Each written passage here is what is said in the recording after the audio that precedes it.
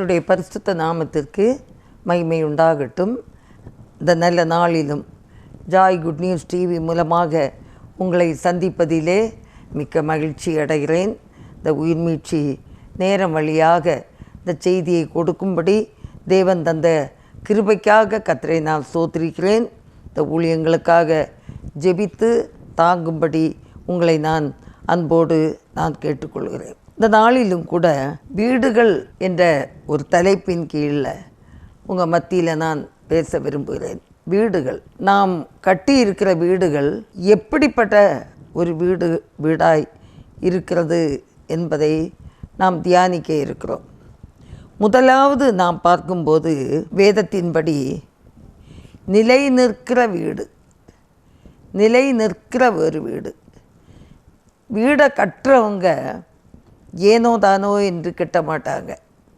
அதுக்கு வேதத்தில் சொல்லப்படுகிறது, நீதிமொழிகள் 12:7 துன்மார்க்கர் கவிழ்க்கப்பட்டு ஒளிந்து போவார்கள், நீதிமான்களுடைய வீடோ நிலை நிற்கும். நீதிமான்களுடைய வீடு நிலை நிற்கும் என்று சொல்லி பார்க்கிறோம். அன்பானவர்களே, அதற்கு இயேசு கிறிஸ்துவே உவமையாக சொல்லியிருக்கிறார். எப்படின்னா, நான் சொல்லிய இந்த வசனத்தின்படி யார் இவைகளின்படி செய்கிறவன் எவனோ அவன் கண்மலையின் மேல் கட்டின வீட்டிற்கு ஒரு புத்தியுள்ள ஒரு மகனாக காணப்படுவார் என்று சொல்லி பார்க்கிறோம். மத்தேயு 7:24 ஆகையால் நான் சொல்லி அந்த வார்த்தைகளை கேட்டு இவைகளின்படி செய்கிறவன் எவனோ அவனை கண்மலையின் மேல் தன் வீட்டை கட்டின புத்தியுள்ள மனுஷனுக்கு ஒப்பிடுவேன் என்று பார்க்குறோம். ஏன்னா பெருமழை பெய்கிறது, அந்த பெரு வெள்ளம் வந்து காற்றடித்து அந்த வீட்டின் மேல் மோதியும் அது விழலையாம். காரணம், கண்மலையின் மேல் அஸ்திபாரம் போடப்பட்ட ஒரு வீடு. கண்மலையின் மேல் அஸ்திபாரம் போடப்பட்ட வீடாக இருந்தனால அது பெருவெள்ளம் வந்தாலும் காற்றடித்தாலும் அது என்ன செய்யாது, விழாது என்று பார்க்குறோம். அதே போல் இன்னொருவர் வீடு கட்டுகிறார். அவர் எங்கே கட்டுறாருன்னா மணலின் மேல் வீடை கட்டுறார்.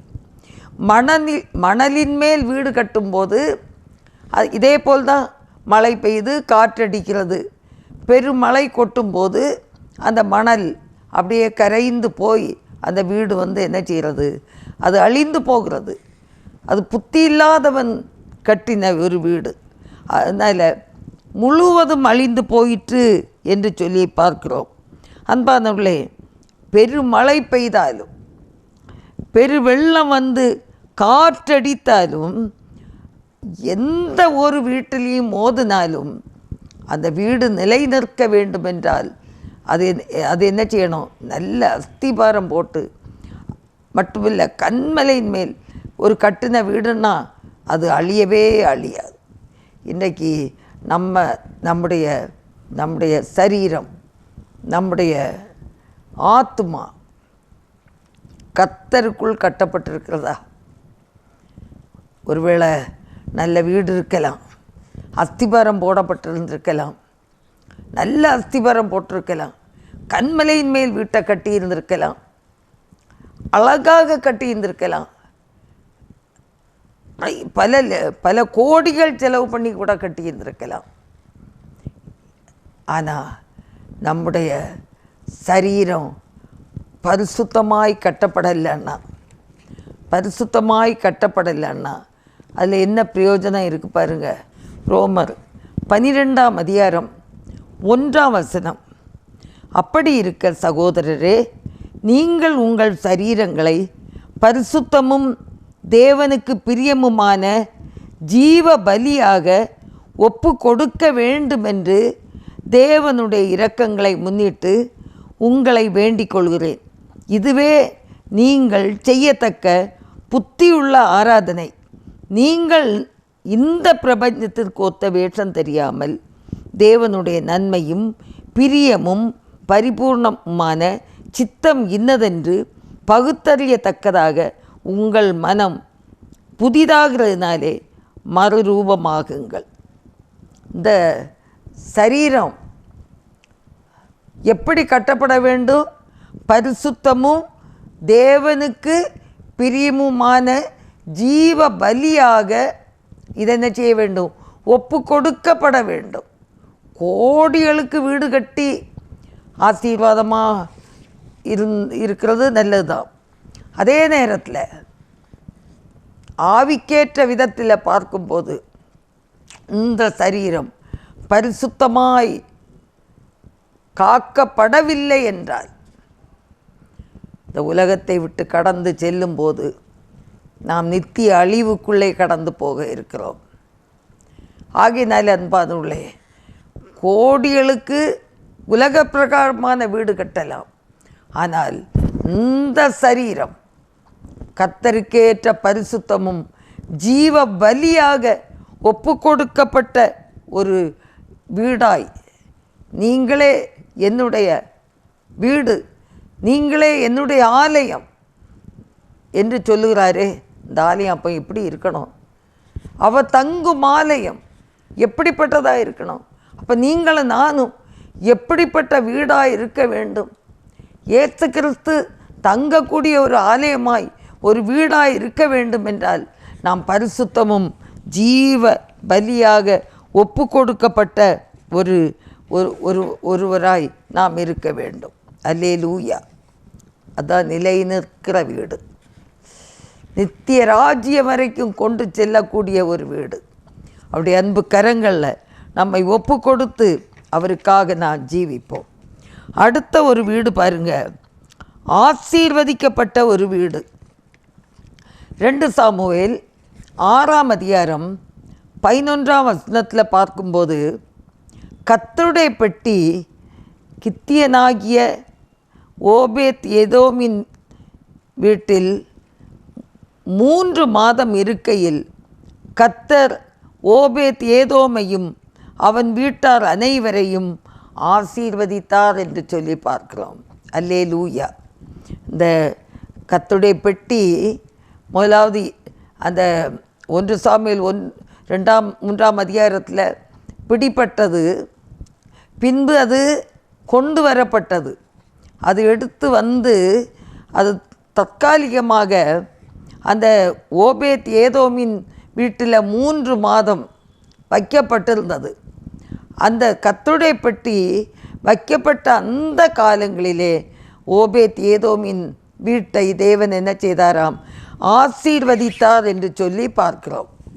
ஆகையினால் அன்பானவர்களே, நம்முடைய வீடு ஆசீர்வதிக்கப்பட்ட வீடாக இருக்க வேண்டும். தேவன் தங்கும் ஒரு வீடு ஆசீர்வதிக்கப்படும். தேவன் தங்கக்கூடிய வீடு, பரிசுத்தமும் ஜீவ பலியுமான ஒரு வாழ்க்கை நாம் வாழும்போது நம்முடைய வீட்டை தேவன் ஆசீர்வதிப்பார் என்பதை நாம் மறந்து போகக்கூடாது. 3ஆவதாக ஒரு வீடு, வேலி அடைக்கப்பட்ட வீடு. யோபு 1ஆம் அதிகாரம் 10ஆம் வசனத்தில் பார்க்கும்போது, நீர் அவனையும் அவன் வீட்டையும் அவனுக்குண்டான எல்லாவற்றையும் சுற்றி வேலி அடைக்கவில்லையோ என்று இங்கே பார்க்கிறோம். யார் முறையிடுவது? சாத்தான். அங்கே ஆண்டவர் அங்கே நிற்கும்போது ஆண்டவரிடத்தில் வந்து கேட்குறார். யோபுவை குறித்து முறையிடுகிறது சாத்தான். எப்படி? நீர் அவனையும் அவனுடைய வீட்டையும் உண்டான எல்லாவற்றையும் வேலி அடைத்து காக்கவில்லையோ, அவன் வீட்டை வேலி அடைத்து காக்கவில்லையோ. அன்பானவர்களே, வேலி அடைக்கப்பட்ட ஒரு வீடாய் இருக்க வேண்டும். ஒரு முத்திரிக்கப்பட்ட ஒரு வீடாய் இருக்க வேண்டும். ஒரு முத்திரிக்கப்பட்ட ஒரு கிணறாய் இருக்க வேண்டும். ஒரு வேலி அடைக்கப்பட்ட வீடு அது பாதுகாப்பாக இருக்கும். ஜெபம் என்கிற வேலியினாலே அந்த வீடு கட்டப்பட்டதாக இருக்க வேண்டும். ஜெபம் என்கிற வேலி இருக்குமானால் சாத்தான் உள்ள வரவே முடியாது. சத்ருவாகிய பிசாசானவனுக்கு அங்கே இடமே இல்லை. சங்கீதம் 91:10 பார்க்கும்போது, பொல்லாப்பு உனக்கு நேரிடாது, வாதை உன் கூடாரத்தை அணுகாது என்று சொல்லி பார்க்குறோம். காரணம் என்ன தெரியுமா? உன்னதமானவரின் மறைவில் இருக்கிறவன் சர்வ வல்லவருடைய நிழலில் தங்குகிறான். உன்னதமானவருடைய மறைவில் இருக்கிற பிள்ளைகள் மேலே எந்த பொல்லாப்பும் நேரிடாது.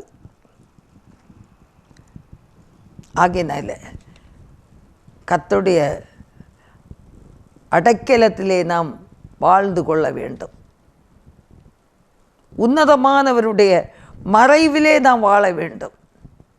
உலகத்துக்கொத்த வேஷம் தரித்தல்ல, கர்த்தருக்கு பிரியமானதை செய்ய வேண்டும். யாத்திராகமம் 12:13 பார்க்கும்போது, நீங்கள் இருக்கும் வீடுகளில் அந்த இரத்தம் உங்களுக்காக அடையாளமாய் இருக்கும். அந்த இரத்தத்தை நான் கண்டு உங்களை கடந்து போவேன். நான் எகிப்து தேசத்தை அழிக்கும்போது அழிக்கும் வாதை உங்களுக்குள்ளே வராதிருக்கும். இஸ்ரவேல் ஜனங்கள் எகிப்து தேசத்தில் இருக்கும்போது அந்த தலைப்பிள்ளை சங்காரம் நடைபெற்றது. அப்போ கர்த்தர் இஸ்ரவேல் பிள்ளைகளுக்கு என்ன சொல்லியிருந்தார்னா, உங்கள் வீட்டு நிலைக்கால்களிலே அந்த பஸ்காவை, அந்த ஆட்டுக்குட்டியை அடித்து அந்த இரத்தத்தை பூசி வைங்க. அது எனக்கு அடையாளமாக இருக்கும். யார் யாருடைய இல்லத்திலே குட்டியின் இரத்தம் இருக்கிறதோ, நான் அந்த வீட்டை விட்டு போயிடுவேன், அதை தாண்டி போயிடுவேன். அது உங்களுக்கு, அது எனக்கு அடையாளமாக இருக்கும் என்கிறார். அன்பானவர்களே, இயேசு கிறிஸ்துவின் இரத்தத்தால் கழுவப்பட்டிருக்கீங்களா? இயேசுவின் இரத்தம் உங்களை கழுவி இருக்கிறதா? இயேசுவின் இரத்தம் என்னுடைய பாவத்தை மன்னித்திருக்கிறது என்ற விசுவாசம் இருக்கிறதா? நல்லா யோசித்து பாருங்க. ஒருவேளை இன்னும் மன்னிக்கப்படாத, இயேசுவின் இரத்தத்தால் கழுவப்படாத பாவங்கள், அந்தரங்க பாவங்கள் இருக்குமானால், கர்த்தருடைய இரத்தம் கழுவப்படட்டும். அது வேலியாய் அமையும். அது வேலி அடைக்கப்பட்ட ஒரு வீடாய் நாம் வாழ்வோம். ஆண்டவருடைய பரிசுத்த இரத்தம் நம்மை கழுவி சுத்திகரிக்கட்டும். ஆண்டவர் கழுவி சுத்திகரிக்கிறதுக்கு நம்ம விட்டு கொடுக்கணும். அப்போ தான் அது ஆசீர்வாதமாக காணப்படும். அல்லேலூயா. அன்பானவர்களே, இன்னுமாய் நாம் பார்க்கும்போது அவருடைய ஜெப வீடு அப்போஸ்தலர் 1:13-14 பார்க்கும்போது, அவர்கள் அங்கே வந்தபோது மேல் வீட்டில் ஏறினார்கள். அங்கே இவர்கள் எல்லாரும் ஸ்திரீகளோடும் இயேசுவின் தாயாகிய மரியாளோடும் அவருடைய சகோதரர் ஒருமனப்பட்டு ஜெபத்திலும் வேண்டுதலிலும் தரித்திருந்தார்கள். அந்த மேல் வீட்டிலே ஏறினார்கள்.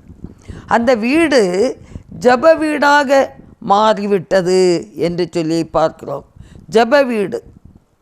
நீதிமான்களுடைய கூடாரங்களிலே இரட்சிப்பின் கெம்பீர சத்தம் உண்டு.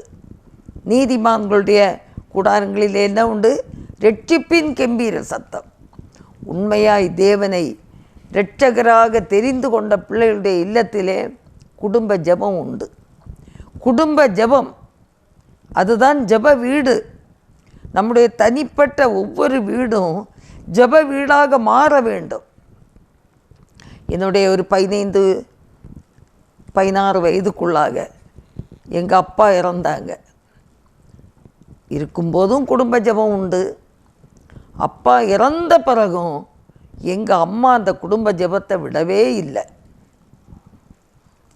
காலையில் ஒவ்வொருத்தருக்கு பேராக கூப்பிடுவாங்க. அப்பா இறந்துட்டாங்களே அப்படின்னு நாங்கள் சோர்ந்து போகலை. மனசுக்குள்ளே பாரம் இருக்கும். ஏன்னா நாங்கள் 4 பெண் பிள்ளைகள், ஒரு பையன். எங்கள் மூத்த அக்காவுக்கு மட்டும்தான் கல்யாணம் ஆகிருந்து. நாங்கள் எல்லோரும் படிச்சுட்டு இருந்தோம். அப்பா இறந்துட்டாங்க. ஆனாலும் எங்கள் அம்மா அதிகாலையில் எழுப்புவாங்க. ஜாய் எழும்பு, பாட்டு எடுங்க. ஞான பாட்டில் ஒரு பாட்டு, கீர்த்தனையில் ஒரு பாட்டு, 2 பாட்டு பாடாமல் ஜெபம் கிடையாது. 2 பாட்டாவது பாடி வேதத்தை வாசித்து நெடு முழங்காலில் ஸ்தோத்திரம் பண்ணி ஜெபித்து முடிக்கணும். அப்புறம்தான் தூங்க போக முடியும். அப்படி தான் பழக்குனாங்க. ஒரு ஜெப வீடு. இன்னைக்கு நம்முடைய ஒவ்வொருத்தருடைய தனிப்பட்ட வீடு ஒரு ஜெப வீடாக மாற வேண்டும். அப்புறம் வாரத்துக்கு ஒரு முறை திருச்சபையில் போகிறோம், அது ஒரு ஜெப வீடு. அநேக தேவனுடைய பிள்ளைகள் இணைந்து வந்து கர்த்தரை ஆராதிக்கிற இடமும் ஒரு ஜெப வீடு. வீட்டில் ஆராதித்து பழகிறவங்க ஆலயத்தில் போய் ஆராதிக்கணும், அது ஒரு ஜெப வீடு. அன்பானவர்களே, இன்றைக்கு நாம் இப்படிப்பட்ட ஆசீர்வதிக்கப்பட்ட ஒரு வீடாய், நம்முடைய வீடு ஒரு ஜெப வீடாக இருக்கிறதா, அதை கள்ளர் குகையாக இருக்கிறதா? அநேக வீடுகளில் பேர் தான் கிறிஸ்தவங்க, ஆனால் பாட்டில் எல்லாம் இருக்குது. அது என்ன பாட்டில்? தண்ணி பாட்டிலா, வேறு பாட்டிலா? அநேக கிறிஸ்தவங்க வீட்டில் அது இருக்குது. அதெல்லாம் ஒழித்து கட்டணும். நம்முடைய வீடு ஜெப வீடாக மாறணும். ஒருவேளை கோடி லட்சங்கள் பல ஆயிரங்கள் போட்டு ஒரு வீட்டை கட்டி இருந்திருக்கலாம். பிரயோஜனம் என்ன இருக்குது? கர்த்தர் தங்கும் வீடாய், அவர் வாசம் செய்கிற ஒரு ஜெப வீடாக இருக்க வேண்டும். நம்முடைய வீடு ஜெப வீடாக இருந்தால் நிச்சயமாக கர்த்தர் அந்த வீட்டிலே அவர் வாசம் செய்வார். அங்கே பார்க்கும்போது அங்கே எந்த ஒரு என்ன பாழாக்கும் கொள்ளை நோய் எல்லாம் அது மாற்றப்பட்டு போகும். நீதிமானுடைய கூடாரங்களில் ரெட்டிப்பின் கெம்பீர சத்தம் உண்டாகும். அந்த ரெட்டிப்பின் கெம்பீர சத்தம் உங்கள் வீடுகளிலே உண்டா? குடும்ப ஜெபம் உண்டா? தனி ஜெபம் உண்டா? இந்த நம்முடைய இருதயம், நீங்கள் தேவனுடைய ஆலயமாக இருக்கிறீர்கள். இந்த தேவனுடைய ஆலயத்தில் அவர் தங்க முடியாதபடி அதை கள்ளர் குகையாக்கி இருக்கிறோமா? யோசித்து பார்ப்போம். கர்த்தர் விரும்பக்கூடிய பரிசுத்தம், அவருடைய விருப்பத்தின்படி நடக்கிறது. அதுதான் கர்த்தரால் ஆசீர்வதிக்கப்பட்ட ஒரு வீடு. கடைசியாக அன்பானவர்களே, ஒரு வீடு கர்த்தரால் கட்டப்பட்ட வீடு. கர்த்தரால் கட்டப்பட்ட வீடு 1 நாளாகமம் 17ஆம் அதிகாரம் 10ஆம் வசனத்தில் சொல்லப்படுகிறது. உன் சத்துருக்களை எல்லாம் கீழ்ப்படுத்தினேன், இப்போதும் கர்த்தர் உனக்கொரு வீட்டை கட்டுவார் என்பதை உனக்கு அறிவிக்கிறேன். நீ உன் பிதாக்களிடத்திலே போக உன் நாட்கள் நிறைவேறும்போது நான் உனக்கு பின்பு உன் புத்திரரில் ஒருவனாகிய உன் சந்ததியை எழும்ப பண்ணி அவன் ராஜ்யத்தை நிலைப்படுத்துவேன் என்று சொல்லி பார்க்கிறோம். கர்த்தரால் கட்டப்பட்ட ஒரு வீடு. கர்த்தரால் கட்டப்படுகிற நேரம் சத்துருக்களை எல்லாம் என்ன செய்கிறாராம்? கீழ்ப்படுத்தி அவன் நமக்கு அந்த வீட்டை கட்டி தருகிறார். அல்லேலூயா. அன்பானவர்களே, இந்த வசனம் எனக்கு தேவன் ஒரு நாளிலே தந்த ஒரு வாக்கு தத்தம். 1990 அடிக்கடி சொல்லியிருப்பேன், ஆனால் அந்த சம்பவத்தை சொல்லியிருக்க மாட்டேன்.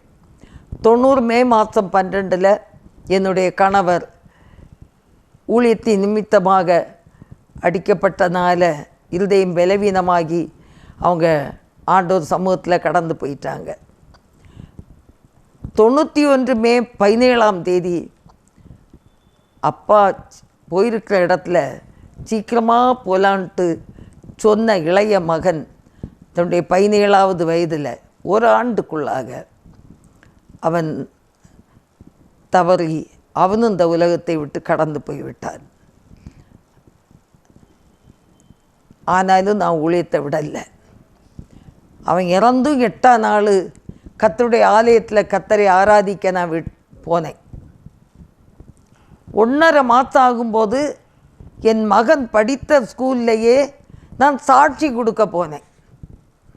மூத்த மகனுக்கு பயங்கரமாக கோபம் வந்துட்டு, அப்பா தான் செத்தாங்கன்னா தம்பி ஏன் செத்தான், இப்படி யாருக்கு வீட்டில் நடக்குது, ஒரு வருஷத்தில் 2 மரணமா, இப்படி ஒரு கடவுளும் வேண்டாம், இப்படி நீங்களும் வேண்டாம் அப்படின்னு சொல்லிட்டு எங்கேயோ காணாமல் போயிட்டான். என்ன செய்யட்டுன்னு தெரில. ராத்திரி எல்லாம் கண்ணீரோடே ஜெபம் பண்ணுவேன். பகலெல்லாம் நண்பர் சுவிசேஷ ஜெபக்குழு பணிகளுக்காக ஜெபக்குழு அமைக்கவும் ஜெபிக்கவும் காணிக்கைகளை பெற்றுக்கொள்ளவும் நான் போவேன். ஆனால் யார்கிட்டையும் சொல்ல மாட்டேன். ஒரு பையன் காணாமல் போயிட்டான்னு ஒத்தடையும் சொன்னதில்லை. யாருக்கும் அநேகருக்கு தெரியாது. எப்படி இருக்கான்னு கேட்டால் அவன் படிக்கான்னு சொல்லுவேன், அவனுக்கு வேலை கிடச்சி போயிருக்கான்னு சொல்லுவேன், இப்படி ஏதாவது ஒன்று சொல்லுவேன். அன்பானவர்களே, ராத்திரி எல்லாம் கண்ணீரோடு ஜெபிப்பேன். ஆண்டவரே, மரித்து போனவர்களாவது உம்முடைய ராஜ்யத்தில் இளைப்பாருவாங்க. கடவுளே இல்லை அப்படின்ட்டு காணாமல் போன பையன், ஆண்டவரே அவன் எங்கேயாவது போய் செத்துப்போனா நித்திய நரகத்துக்குள்ள போவான், அவனை நான் அப்படி விடவே மாட்டேன். அவன் பிறக்கிறதுக்கு முந்தையே பையன் பிறந்த ஊழியத்துக்குன்னு நான் அர்ப்பணிச்சிருந்தேன். ஆண்டவரே, அவனை நீர் அழைத்து வாரும், அவனை ரட்சியும், ரட்சித்து அழைத்து வாரும் அப்படின்னு கண்ணீரோடு ஜெபம் பண்ணுவேன். ஒவ்வொரு நாளும் ஜெபம் பண்ணுவேன், ராத்திரி எல்லாம் ஜெபம் பண்ணுவேன். அப்போ தான் ஆண்டவர் ஒரு நாள் வாக்கு தந்தார். நீ உன் பிதாக்களிடத்தில் போக, உன் நாட்கள் நிறைவேறும் போது நான் உனக்கு பின்பு உன் புத்திரரில் ஒருவனாகிய உன் சந்ததியை எழும்ப பண்ணி அவன் ராஜ்யத்தை நிலைப்படுத்துவேன் என்று எனக்கு ஆண்டவர் வாக்கு கொடுத்தார். அல்லேலூயா. நான் சர்வ வல்லமையுள்ளவன் சொன்னார். நான் சர்வ வல்லமையுள்ளவன். அன்பானவர்களே, எப்படி நம்ப முடியும்? எங்கே காணாமல் போனான், எப்படி வருவான், யாருக்கு தெரியும்? எப்படி நம்ப முடியும் சொல்லுங்க? ஆனால் ஆண்டவர் வாக்கு கொடுத்தனால 100க்கு 100 சந்தேகமே படாமல் விசுவாசித்து ஸ்தோத்திரம் பண்ணிகிட்டே தான் இருந்தேன். அப்புறம் கொண்டு வரேன் எல்லாம் ஜெபம் பண்ண மாட்டேன். வந்துட்டே இருக்கான், ஸ்தோத்திரம் ஸ்தோத்திரம் ஸ்தோத்திரம். 1 மாதம் ஆச்சு, 2 மாதம் ஆச்சு, 3 மாதம் ஆச்சு, 4 மாதம் ஆச்சு, 5 மாதம். 5வது மாதம்தான் அவன் திரும்பி வந்தான். அப்போ அவன் காணாமல் போன நேரத்தில் எனக்கு ஒரு சகோதரன் வந்து கேட்டாங்க, உனக்கு அழைப்பு உண்மைதானான்னு கேட்டாங்க. உனக்கு அழைப்பு உண்மைதானா என்று கேட்டாங்க. அப்போ எனக்கு வாக்கு தத்துவம், இப்படி ஒரு நல்ல வாக்கு தத்துவத்தை ஆண்டவர் தந்திருக்கிறார் இல்லையா, அதனால் நான் விசுவாசத்தோடு இருந்தேன். என்ன நடந்தாலும் என்னை அழைத்தவர் உண்மை உள்ளவர், நானும் கடைசி வரை உண்மையோடு ஊழியம் செய்வேன்னு சொன்னேன். அப்போ எனக்கு ராத்திரி நேரத்தில் ஒரு பாரம். என்ன தெரியுமா? நமக்கு வீட்டில் கஷ்டம் வந்த உடனே யாருக்கும் என்னை குறித்த ஒரு பாரம் இல்லை. உன் அழைப்பு உண்மைதானான்ட்டு தானே கேட்குறாங்க அப்படின்னு சொல்லி அழ ஆரம்பித்தேன். நல்லா அழுதேன்.